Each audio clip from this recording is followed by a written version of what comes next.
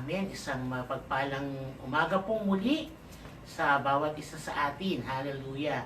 Isang karangalan pong muli na tayo ay magamit ng Panginoon dito po sa pag-aaral ng salita ng Diyos. Kami po ay nasa bansang Korea. Salamat sa mga nakikipanood at nakikiisa sa gawain po ng Panginoon. Purihin po ang Panginoon sa umagang ito. Tayo po muna nga ay umawit sa Panginoon. Hallelujah. Purihin kayo, dakilang Ama, sa umagang ito. Kayo ang mataas. Kayo po ang mabantog sa umagang ito, O Diyos. Hallelujah. Gamitin niyo lamang po akong daluyan ng mga pagpapala, ng mga pabor ninyo, O Diyos, sa umagang ito. Hallelujah. Thank you, Lord. Salamat po, Panginoon. Thank you, Jesus. Anumang panahon kami magpupuri sa inyo, O Diyos. Hallelujah. Thank you, Lord. Salamat po, Panginoon. Thank you, Lord. Hallelujah. Thank you, Jesus. Panahon, ako'y magpupuri sa lahat ng sitwasyon. Ako'y sasamba, pagkat ang Diyos ang kapayapaan sa buhay kong ito. Sa lahat ng sitwasyon, magpupuri. Isan pa nga po mula sa umpisa, hallelujah. Tayo magpuri sa panahon, sa Panginoon. Ano man yung ating mga sitwasyon, nasa bingit man tayo ng karamdaman, nasa bingit man tayo ng mga pagsubok, ang Diyos ay mabuti po, hallelujah. Pagkat ang Diyos ang kapayapaan sa buhay kong ito, sa lahat ng sitwasyon, magpupuri. Sa chorus po, ang Diyos. Hallelujah. Ang Diyos. Yes, Lord. Kayo ang kalakasan namin, Panginoon. San ko, dahil sa Kanya, ako'y nakakapagpatuloy. Binibigyan ng pagnanasa, masunod ang Kanya. Yes, Lord. Binibigyan nyo kami ng pagdanasa na masunod ang kalooban po ninyo, Panginoon. Sa mga panahon, yung hindi namin maintindihan, dakilang Ama, maintindihan. Ang Diyos lang ang siyang malalapitan sa Kanyang salita. Tayo'y lumalakas, kapatid ko, sa Panginoon. Palakasin tayo ng Panginoon. Hallelujah.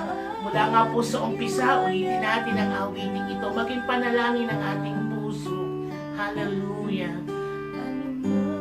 Yes, Lord, anumang panahon, kami magpupuri. Thank you, Jesus. Sa lahat ng sitwasyon, ako'y sasamba. Pagkat ang Diyos ang kapayapaan sa buhay kong ito, sa lahat ng sitwasyon, magpupuri. Ano pong sabi sa chorus? Ang Diyos ang kalakasan natin. Hallelujah. Kapatid ko, kung ikaw man ay nanghihina, ang Diyos ang kalakasan mo. Kung ikaw man ay nalulungkot, ang Diyos ang kaligayahan natin. Kung ikaw man ay may mga pinagdadaanan, ang Diyos bibigyan ka niya ng pabor. Hallelujah. Ng pagnanasa, masunod ang Kanyang kalooban.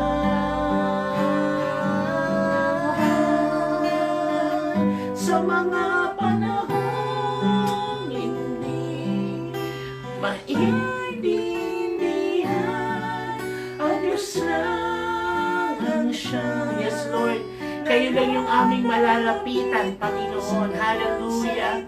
Salamat po, Panginoon. Palakasin niyo kami, O Diyos, sa inyong mga salita.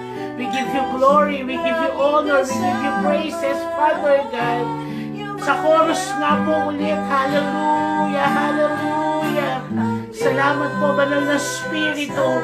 Palakasin niyo yung mga kapatid ko na nanonood sa umagang ito. Bigyan niyo po sila ng kalakasang espiritual, Panginoon. Kapag malakas yung aming espiritu, O Diyos, natatalo nito yung laman namin, O Diyos. Hallelujah. Bigyan nyo kami ng pagnanasa na masunod lagi ang inyong kalooban, Panginoon. Hallelujah, hallelujah. Thank you, Jesus. Sa mga panahong hindi maintindihan, ang Diyos lang ang siyang malalapitan sa kanyang salita. Ako'y lumalakas, laging kasama. Sa huling ang pagkakataon, sa chorus nga po, awitin natin, angkinin natin, ideklara natin sa umagang ito na ang Diyos ang kalakasan natin. Hallelujah! Salamat, Panginoon, dahil kayo yung lakas namin. Kaya kami nakapagpapatuloy ay dahil sa inyo, Panginoon. Binibigyan nyo kami ng pagnanasa na makapagpatuloy, Panginoon. Binibigyan nyo kami ng lakas, binibigyan nyo kami ng inspirasyon. Hallelujah, hallelujah. Salamat po, dakilang Ama. Salamat po, Banal na Espiritu. Panahong hindi. Thank you, Jesus. Ang Diyos lang ang siyang malalapitan sa kanyang salita. Ako'y lumalakas, laging kasama. Laging kayo namin kasama at lagi nyo kaming niyayakap, Panginoon. Minsan pa nga po sa huling pagkakataon, lagi kayong kasama at yumayakap. Hallelujah! Salamat po, Panginoon. Thank you, Jesus. Hallelujah! Sige nga, pasalamatan natin ang Panginoon sa umagang ito. Hallelujah! Hallelujah! Let's open our mouths sa mga nanonood sa akin. Makiisa kayo sa pagpupuri sa Panginoon. Hallelujah! Hallelujah! Hallelujah! Hallelujah! Kay Diyos na mabuti, tapat at kahit kailanman hindi bumibigo sa panalangin ng inyong mga anak. Salamat po sa umagang ito na muli mag-aaral po kami ng inyong mga salita. Ang dalangin po namin, patawarin niyo nga po kami sa mga kasalanan na aming nagawa at hayaan po ninyo na ang aming gagawing pag-aaral ay maging mabangusam sa inyong harapan na hindi po ito mawala ng kabuluhan, Panginoon. Muli, O Diyos, ako na inyong gagamitin. Lagi ko sinasabi, ibaba niyo ako sa pinakamababang level at kayo po ang mabantog sa umagang ito. Kayo po ang mataas ang kapangyarihan po ninyo at ang pagsama ng Banal na Espiritu ang hinihiling po namin sa pag-aaral po namin ng inyong mga salita. Bagamat ito po ay masakit, hayaan po ninyong turuan nyo nga po kami, Panginoon, sa umagang ito. Hinihiling po namin ang malayang pagsama ng inyong kapangyarihan at pakikipisan ng Banal na Espiritu sa aming pag-aaral. Purihin po kayo, dakilain po kayo sa umagang ito sa pangalan ng Ama, ng Anak at ng Banal na Espiritu Santo. Amen and amen. Hallelujah. Isang magandang umaga po muli sa bawat isa sa atin. Hallelujah. Salamat po sa Panginoon sa kanyang pribilehiyo na muli po ay ako po ay magamit sa inyong harapan. Muli po ang devotion po natin ay nasa South Korea po, dito po sa Ansan. Isang mapagpalang umaga po sa bawat isa sa atin na nakikinig at nakikiisa sa umaga pong ito. Hallelujah. Praise you, Jesus. Hallelujah. Salamat po sa Panginoon. Ang pag-aaralan po natin ngayon ay palasak na po sa mga Kristiyano. Ito po ay isang panalangin po. Sa panahon po natin ngayon na tayo ay pinapandemya, ang bawat isa ay nasa kanya-kanyang mga tahanan at ang bawat isa ay talaga namang hindi makalabas. Kung lalabas ka man, kailangan may face shield ka o may face mask. Pero po dito sa amin ay kahit face mask lang po ay okay na po. So ngayong mga panahong ito ay talagang kailangan po natin ang Panginoon. Yun lang po talaga ang kailangan natin, ang Panginoon. Lagi tayong lumapit sa Panginoon kasi ang Diyos kaya niyang wakasan yung mga nangyayari po sa atin sa panahon ngayon. Lagi sinasabi niya ng mga nagsasalita na nasa Panginoon ang pag-asa natin, na nasa Panginoon ang kalayaan, nasa Panginoon ang katugunan sa lahat ng ating mga pangangailangan. Totoo po yun, paglapit natin sa Panginoon, yung pananalangin natin sa Panginoon, yun yung napakagandang napakagandang kailangan nating malaman sa panahon na ngayon na may pandemya tayong pinagdadaanan, no? May mga social distancing, pero sabi nga po sa pag-aaral namin sa Acts po no kagabi ay hindi makakadenahan ang salita po ng Panginoon. Hindi natin maitatali o hindi natin kayang ipatigil ang pangangaral ng salita ng Panginoon sapagkat kahit saan ka mang lugar pumunta, saan man sulok ng mundo, na ipapangaral na po ang salita ng Panginoon. Kaya sa umagang ito, hayaan po natin na tayo ay patuloy na turuan ng Panginoon about po sa pag-aaralan natin na tungkol sa panalangin po. Ang panalangin para sa isang Kristiyano, ito po yung pinaka-backbone natin, no? Pinaka-backbone. O kung sa isang tao, ito yung pinaka-spinal cord po natin. Sa tao kapag nawala yung spinal cord natin sa mga tao, di ba, nagiging lang tanggulay tayo. Wala na tayong silbi, in short po. Masakit mang malaman, pero yun na talaga yung tawag sa mga taong nakakaranas na sila ay yung pag nasira po yung spinal cord nila, di ba? Yung mga matatanda, talagang bumabaluktot sila, yumuyuko hanggang lupa, di ba? So kailangan ma-maintain natin kung paano tayo kung paano hindi, di ba, may mga gatas na iniinom, Anlin 40, di ba, para hindi bumaluktot yung ating spinal cord. Pero ang totoo po nun, lahat tayo ay dadating sa ganung sitwasyon, di ba, sa pagtanda. Pero kasabay ng pagbaluktot ng ating spinal cord ay yung pagtanda po natin kasabay ng pagbaluktot ng ating spinal cord. Pero dalhin po natin to sa ating mga spiritual na pamumuhay, no? Kapag tayo ay yung pinaka-backbone natin, yung pinakalikod natin ay spinal cord po yun, no? Noong mga ilang mga nakaraang buwan, naranasan ko yun na parang nabingi ako tapos nawala yung kalhating, yung nanlupay pa yung kalhati ng katawan ko, ay ako'y naliligo no sa CR. Sabi ko, Panginoon, wag mo ko ditong tapusin kasi naliligo ako no sa CR, wala akong matatawag dahil ang mga kasamahan ko ay wala pa po dito, no? Talagang nilakasan ko yung loob ko, pumapit ako sa Panginoon, tumawag ako sa Panginoon, nanalangin ako sa Panginoon kasi yun ang kailangan natin, manalangin sa Panginoon, lumuhod sa Panginoon, dumulog sa Panginoon. Lalo na ngayong pandemyang ito, no? Talagang mararanasan natin yung hirap. Ang sinasabi nilang hirap sa komunikasyon, hirap sa pagpunta sa iba't ibang lugar kasi nga kailangan kang i-test, kailangan kang i-swab test, kailangan kang i-vaccine, no? Pero hayaan po natin na sa umagang ito ay pag-aralan po natin ang salita ng Panginoon. Sa 2 Chronicles chapter 7 verse 14. alam na po to ng bawat isa, no? 2 Chronicles chapter 7 verse 14. Ito po ay isang panalangin, no? Sabi po dito, at kung ang mga mamamayan ko na aking tinawag, no? Lahat po tayo ay tinawag ng Panginoon. Pero kakaunti yung pinili at nakakasunod sa kalooban po ng Panginoon. Sinisikap natin talaga na makasunod sa kalooban ng Panginoon. Kaya yung inawit nga natin, ang Diyos ang kalakasan natin dahil sa Kanya. Ako'y nakapagpapatuloy dahil sa Panginoon po, no? Sabi dito, at kung ang mga mamamayan na aking tinawag ay una, magpakumbaba. Ito yung kailangan talaga natin sa panahon ngayon, no? Magpakumbaba. Lumapit sa Panginoon. Kasi wala ka naman maipagmamalaki sa Panginoon, eh. Lahat ng meron ka ay kanino galing. Lahat ng meron tayo ay galing sa Diyos. Yung talino mo, yung lakas mo, yung abilidad mo, yung strategy mo, diba? Kung anong meron ka ngayon, yan po ay galing lahat sa Panginoon.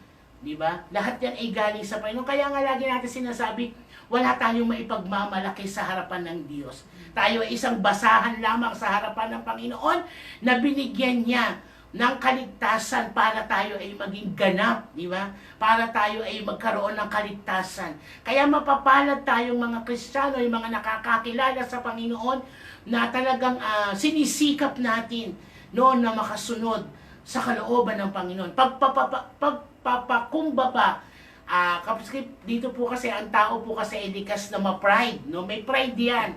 Kahit na ikaw ay mga Kristiyano, kahit na ikaw ay hindi Kristiyano, talagang susubukin yung iyong pride, no? Susubukin yung pride mo kung hanggang saan ka. Minsan ay talagang nawawala yung pagiging Kristiyano ng bawat isa sa atin kapag pride na ang pinag-uusapan. Eh, hindi pwede yan kasi ganitong ginawa sa iyo eh. Kailangan balikan mo, di ba? Kailangan ay resbakan mo, di ba? Kailangan ay gumanti ka rin, paminsan-minsan. Di ba? May mga ganong sitwasyon, may mga ganun tayong kaibigan na, lalo na kapag hindi tayo talaga malalim sa Panginoon, yung hindi mo alam na ipagtatanggol ka ng Diyos, sabi sa Hebrews, no? Huwag tayong gumanti sapagkat ang Diyos ang maghihiganti sa atin. Di ba? Yung mga malalalim na sa Panginoon at yung nakakaunawa na at yung talagang ang buhay ay nasa Panginoon na, nauunawaan natin yun na talagang ipaghihiganti tayo ng Panginoon. Eh paano kung may mga kaibigan tayo na talaga namang sinasabi na, balikan mo yan, ginawan ka ng ganito, tapos hindi mo gagawa siya ng ganito, patatawarin mo, di ba, uunawain mo, di ba? Hanggat kaya nating umunawa, mga kapatid ko, umunawa tayo. Kasi lahat ng ating ginagawa ay ipagsusulit natin yan sa takdang panahon. Sabi sa Mga Ngaral 13, no, sa last verse po, no, nabi nun ay ipagsusulit natin ang ating lahat ng ginagawa, mabuti man ito o masama. Kaya tayo, kapag tayo yung mga tunay na Kristiyano, kapag ginawa ng masama, ano ay ginaganti ng mga tunay na Kristiyano? Kabutihan pa rin. Bakit? Kasi alam nila na yung ginagawa nila ay para sa Panginoon. Diba? Isipin na lang natin ay lagi ang Panginoon. Para to sa Panginoon. Para to sa Panginoon. Diba? Kaya, diba yung mga nanay, mga tatay, kapag may sa trabaho, kapag sila ay napag-iinitan, lagi nila sinasabi, para sa mga anak ko to eh, di ba? Para sa mga anak ko to eh. Para sa kabuhayan ng anak ko to. Para sa ikauunlad ng pamumuhay namin. Gawin din natin yun para sa Panginoon. Kasi ang nagbibigay sa atin ng trabaho ay ang Diyos din naman, di ba? Lalo na yung mga nasa ibang bansa. Di ba? Kapag sila inaano ng amo nila, minamaltrato. Di ba? Dito sa Korea, marami pong ganun ng mga among nagmamaltrato na talagang nambubuli, no? Talagang may discrimination pagdating sa pamumuhay o sa trabaho, may discrimination. Kapag ikaw ay magaling o tsari ka, eh talagang gagamitin ka ng sadyang nila. Pero kapag ikaw ay aandap-andap at kapag ikaw ay yung tinatawag na word na bobo, di ba? Eh ikaw ay itsatsala na o ikaw ay aalisin na sa company kasi walang pakinabang sa'yo. Ganun po dito sa Korea. Kaya kailangan, kapag pumunta ka dito, kailangan magaling ka. Yung kaya mong gawin yung lahat na ipinapagawa sa'yo. Yung 24/7 pasok ka sa company, di ba? Malaking malaking sahod nun, 3 milyon po ang sahod nun. Kung 3 milyon, magkano sa atin? Ang 1 milyon ay 42, o i-times nyo po sa 3 yun. Di ba? Napakalaki. Pero lahat ng meron tayo ay galing sa Panginoon. Di ba? Pagpapakababa. Yan yung number 1 hinihiling ng Panginoon. Magpakababa tayo. Pangalawa, ano po ang sabi? Manalangin. Manalangin, laging lumuhod, dumulog sa Panginoon. Kasi ang panalangin po, ito yung pinaka-backbone natin. Kumbaga sa mga Kristiyano, ito yung nagbibigay ng pangkain ng ating spiritual o ng ating espiritu. Lagi ko po itong dinedemo nung ako ay nasa Pilipinas pa. Sabi ko nga, kung ang katawan natin ay kasing laki ko, mabuti yun. Kasi pag nagtagutom, maliit kang matagal ka bago pumayat, di ba? Pero kung ang katawan natin ay gamitin ko na po yung isa kong hipag, no, si kay Sister Kathleen. Kung ang katawan mo ay katulad ng kay Sister Kathleen, ang espiritu mo ay katulad ng kay Sister Kathleen at ang katawan mo ay katulad ko, di ba? Ano ang mangyayari, di ba? Malaki ka nga outside pero ang inside mo naman ay payat, di ba?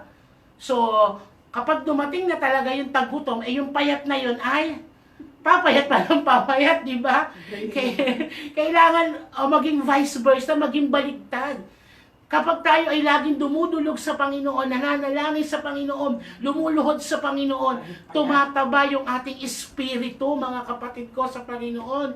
Kahit payat ka sa outside, pero sa inner side, ikaw ay malusog, ikaw ay mataba, ikaw ay kagamit-gamit sa harapan po ng Panginoon. Diba? Kaya nga tayo naglilingkod sa Panginoon kasi gusto natin maging kagamit-gamit tayo. Isang palayok na handang basagin, handa kang magpabuo sa Panginoon kung ano yung gusto ng Panginoon para sa iyo. Di ba? Meron doon sa Biblia yung isang palayok, no? Binasag, tapos binuo ulit ng Panginoon. Kapag tayo binasag na ng Panginoon at nagpabuo ka sa Panginoon, kailangan ang susundin mo na ngayon ay yung kalooban ng Diyos para sa iyo. Siya na yung mangunguna sa iyo. Siya na yung susundin mo. Siya na yung driver ng buhay mo. Di ba? Totoo yun. Sabi sa panalangin, kailangan lagi tayong lumuluhod, dumudulog sa Panginoon. Lagi ito sinasabi ng aking daddy, no, wag likod ang kalyuhin sa pagtulog. Di ba? Baka kinakalyo na yung likod mo. Imbis na tuhod mo ang kalyuhin sa pagluhod sa Panginoon. Minsan totoo po yun, di ba? Mas marami pa tayong nagagawang pahinga kaysa sa pagluhod sa Panginoon. Patawarin po tayong lahat ng Panginoon, no? Lalo na kapag pagod ka, galing ka sa trabaho. Lord, salamat. Amen. Di ba? Ganun na lang eh. So, kahit sa pagkain natin, thank you, Lord. Amen. Diba? Hindi tayo laan ng isang oras sa pananalangin po sa Panginoon. At talaga yan ay nakikipagbaka tayo, no, sa pananalangin. Meron po ako nabasa sa FB na the more na lumuluhod ka sa Panginoon, the more na ibinebend mo, binabali mo ang tuhod sa pagluhod sa Panginoon, hindi ka mapapatumba ng mga pagsubok na darating sa buhay mo. Bakit? Kasi may pondo ka. May pondo kang panalangin, may pondo ka ng pagbabasa ng Biblia, may pondo ka ng quiet time sa Panginoon. Diba? Una, pagpapakababa. Pangalawa, pananalangin. Pangatlo, ito po ang sabi, dumulog sa akin. Kailangan po tayong dumulog talaga sa Panginoon ngayong mga panahong ito. Ang kailangan po natin ay ang Diyos. Hindi natin kailangan ng anumang bagay. Kapag inuna natin ang Panginoon, susunod na lang yung mga bagay sa iyo. Kapag inuna mo pa na Matthew 6:33, seeking first the kingdom of God and His righteousness, and all these things shall be added unto you. Susunod na lang yung mga bagay sa iyo kapag inuna natin ang Panginoon. Una, pagpapakababa. Pangalawa, manalangin. Pangatlo, dumulog sa akin. At pang-apat po, ano sabi? Tumalikod sa mga ginagawa nilang kasalanan. Dito po minsan bumabaksak ang mga Kristiyano, no, sa paggawa ng kasalanan. Eh, pastora, maliit lang naman yung ginawa ko eh. Kasalanan pa rin po yun. Di ba? Maliit man ito o malaki, ito po ay isang uri pa rin ng kasalanan. Wala tayong masasabi sa Panginoon. Wala kang maidi-discuss sa Panginoon na, Lord, maliit lang naman yung kasalanan nyo. Nagnakaw lang naman ako ng piso eh. Eh yung isa, 10 piso yung ninakaw eh. Pareho pa rin pong pagnanakaw ang ginawa na yon. Kaya kailangan tayong mamuhay ng banal, mga kapatid ko. Tumalikod sa ginagawa nating mga kasalanan, kasamaan. Be holy, sabi ng Panginoon. Sa Leviticus, di ba? Leviticus 11:44 and Leviticus 11:45, sabi po doon, no? Be holy for I am holy. Di ba? Talaga naman. Sa Leviticus 19:2, magpakabanal kayo sapagkat ang Diyos na pinaglilingkuran nyo ay banal. Kailangan nating i-adapt o kailangan nating tularan. Sabi nga sa 1 Corinthians 11:1, sabi ni Pablo, tinutularan ko ang Panginoon. Meron tayong basihan. Meron tayong basihan na dapat nating tularan. Ang Panginoong Jesus lamang po.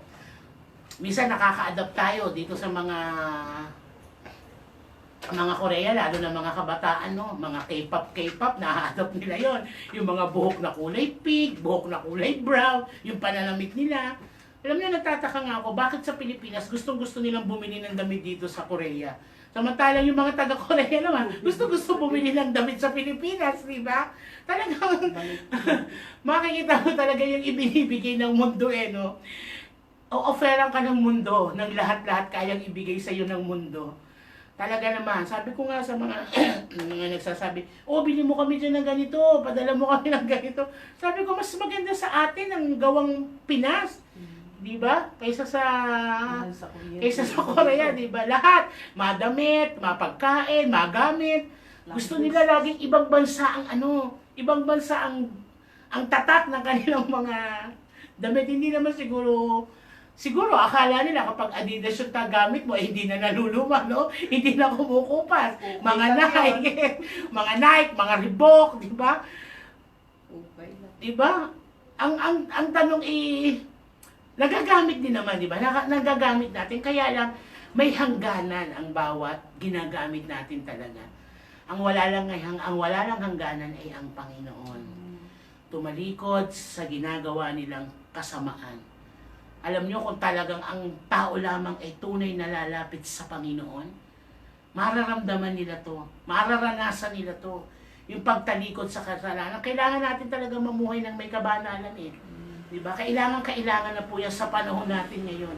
Mamuhay ka ng may kabanalan. Sisimba ka kapag linggo, tapos kapag Lunes hanggang Sabado, naandun ka sa di ba? Sa Noreba, kumakanta ka.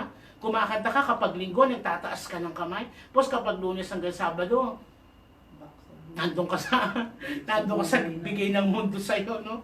Kahit dito sa Korea, maraming gano'n. Pag linggo, sumisimba sila. Nagbibigay nga sila ng kanilang mga ikapo eh. Nag-o-offering din sila, di ba?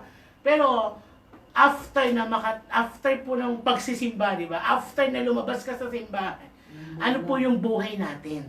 Kailangan maging pareho. Nasa labas ka man o nasa loob ka man ng bahay, kailangan ikaw ay banal sa harapan po ng Panginoon.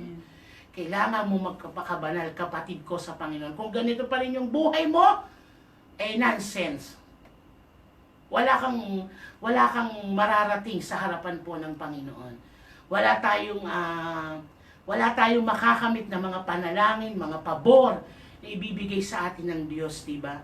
Sabi po dito, may pabor ang Diyos kapag tayo ay nagpakumbaba, nanalangin, dumulog sa Kanya, tumalikod sa lahat ng ating mga kasamaan, at patatawarin tayo sa lahat ng ating mga kasalanan. May pabor ang Diyos na ibibigay. Ano po yung sabi? Basahin natin sa dulo.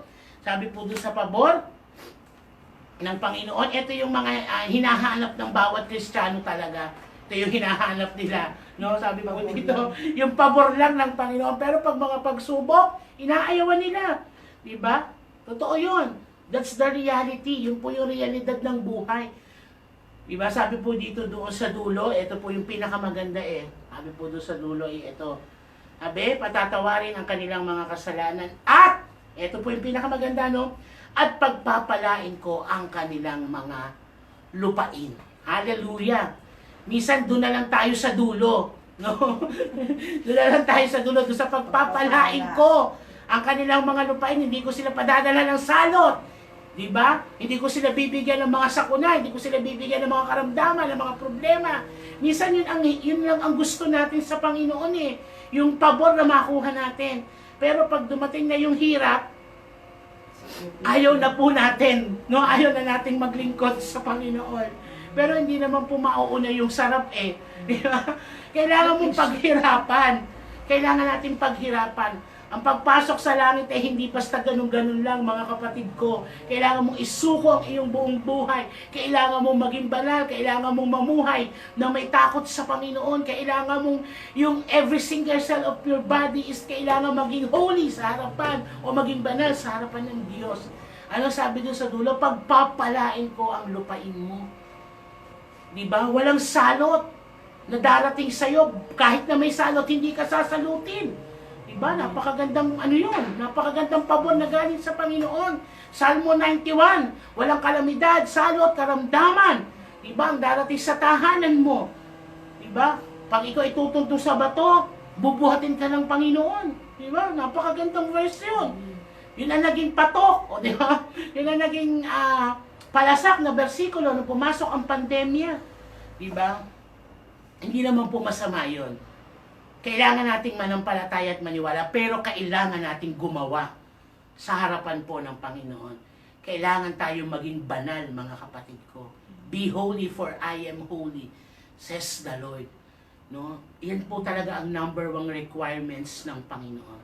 Magpakabanal kayo sapagkat akong Diyos na pinaglilingkuran nyo ay banal. Mga kapatid ko sa Panginoon, hanggang dito na lang po ang mensahe ng Panginoon. 2 Chronicles 7:14. At kung ang mga mamamayan na aking tinawag ay magpakumbaba, manalangin, dumulog sa akin, tumalikod sa kanilang mga ginagawang kasamaan, at diringgin ko sila mula sa langit. Diringgin ang Panginoon, no? Napakabuti ng Diyos. Tumalikod ka na, may ginawa kang, may inaksyonan ka na, aaksyon din ng Panginoon. Diringgin ka mula sa langit. At sabi dito, at patatawarin sa lahat ng ating mga kasalanan. At hindi lang yon, pagpapalain pa ang iyong lupain. So ano pa ang hahanapin natin sa Panginoon? Wala na. Kasi nasa Panginoon ang lahat ng bagay. Mga kapatid ko sa Panginoon, kung tayo man ay mga may pinagdadaan ng pagsubok sa loob ng 1 taon at kalahating pandemyang ito, nariyan ang kamay ng Diyos na handang tumulong sa iyo. Laging naandyan ng Panginoon na handang malapitan, handang masabihan, handang gawin ang pinakamabuti para sa atin. Yan ang sinasabi ng Panginoon. Kung tayo susunod sa kalooban ng Diyos, lahat ng pabor ay makukuha natin sa Panginoon. Kaya sa umagang ito, mga kapatid ko sa Panginoon, hayaan po ninyo na ang mensaheng ito ay magrema sa inyong puso at may isagawa. Magawa po natin to ng buong puso. Ma-apply po natin sa ating buhay. Walang kwenta kung ito'y narinig nyo lamang po. Walang kwenta kung ito'y maganda. Walang kwenta kung ano man ang sinabi ko. Ang mas mahalaga, magawa natin ang sinasabi ng 2 Chronicles 7:14. Sabi doon, pagpapalain ka ng Panginoon. Pero, may mga binigay na na mga advertisement o na mga ads ang Panginoon na dapat nating sundin. Diba? Magpakumbaba, manalangin, dumulog sa Kanya. Dumulog sa Kanya, tumalikod sa mga ginagawa nilang kasamaan, diringgin ko kayo mula sa langit at patatawarin po tayo ng Panginoon. Salamat sa Panginoon sa mensahe niya sa umagang ito. Tunay nga na talagang kapag tayo ay lumalapit sa Panginoon, kapag hinahanap natin ang Panginoon, hindi maiksi o hindi bingi ang Panginoon para tayo ay patuloy na tugunin sa ating mga hinihiling sa Panginoon. Kailangan lang nating sundin ang sinasabi nito. At ano sabi doon sa dulo? Pagpapalain ko ang inyong lupain. Ano man ang ating hilingin sa Panginoon, kapag sinusunod natin ang kanyang kalooban at ang kanyang panuntunan, tayo po'y pagpapalain ng Diyos. Kaya sa umagang ito, tayo po'y manalangin. Hallelujah! Salamat, Panginoon, sa mensahe po ninyo, O Diyos. Bagamat minsan ay masakit, Panginoon, o madalas kami ay nasasaktan, pero salamat sa pagtuturo po ninyo, Panginoon. Talagang kayo lamang yung Diyos na aming maaasahan, malalapitan sa panahon ng ito ng pandemya, Panginoon. Tulungan nyo kaming magpakababa. Tulungan nyo kami, Panginoon, na laging manalangin, laging dumulog sa inyo, tumalikod sa aming mga ginagawang kasalanan. At alam namin, Panginoon, na diringgin nyo mula dyan sa langit. At Panginoon, patatawarin nyo ang aming lahat ng mga kasalanan kapag ginawa namin yung unang mga tuntunin po ninyo sa Biblia, O Diyos. At ano po ang sabi? Pagpapalain nyo kami, Panginoon. Hindi lamang po after kami sa mga pagpapala, hindi lamang po after kami sa mga pabor, Panginoon. Pero ito ibibigay niyo po sa takdang panahon, Panginoon, kapag nakita niyo yung pagsisikap namin na mamuhay ng may kabanalan sa inyong harapan. Salamat po sa umagang ito, sa mga nakinig, Panginoon, palakasin niyo sila spiritually. Kung sila man ay may pinagdadaanan, kapatid ko, hayaan mo na tumugon na sa iyo ang Panginoon. Ano man yan, financial man yan, physical man yan, emotional man yan, tanggapin niyo ang kagalingan, ang kapayapaan, ang kagalakan na nanggagaling sa Panginoon sa umagang ito. Sa mga papasok sa trabaho, O Lord, bigyan niyo sila ng lakas, Panginoon, para sila ay makapagpatuloy. At higit sa lahat, palakasin niyo ang kanilang mga espiritu sa panahon ngayon ng pandemya na kami, Panginoon, ay hiwa-hiwalay. Pero hindi po matatanikalaan ang inyong mga salita. Hayaan niyo po, Panginoon, na sa umagang ito, maramdaman nila ang inyong presensya, ang inyong pagsama sa buong maghapon, Panginoon, at sa loob, Panginoon, ng 1 linggong daraan. Hindi lamang sa loob ng 1 linggong daraan, maging habang buhay na pagsama niyo po sa amin.